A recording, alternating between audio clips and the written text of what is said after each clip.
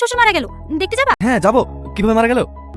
ও আপনি চলেন, ওই প্যান্টে পরে আসছি। তারপর তুমি রেডি হয়ে যা, যাবা না? না, আমি মরার বাড়ি যেতে পারবো না, শরীর খারাপ। জ্বর এসে? না না, ওই শরীর খারাপ না, মেয়েদের সমস্যা। এই অবস্থায় মরার বাড়ি যেতে হয় না, পাপ হয়। বলেন নিজের বাপ মা মরে গেলে যেতে পাবে না? কে বলেছে আপনাদেরকে? এটা তো ন্যাচারাল জিনিস।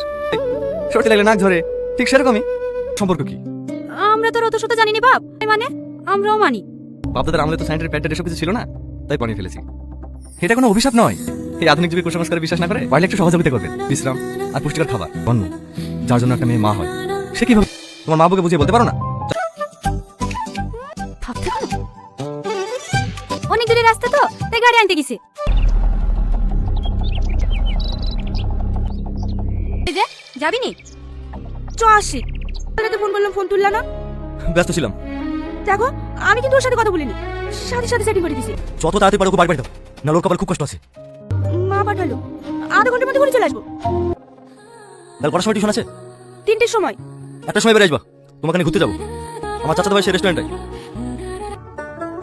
তারই হবে না, না আমার দুলাভাই খাবে, দেন না।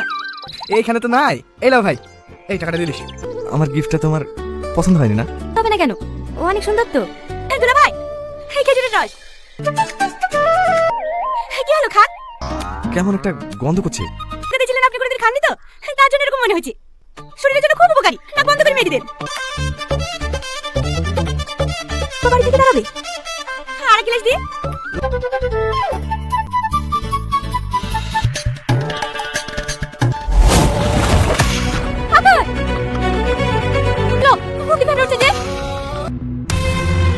বেশি খেতে বারণ করবা।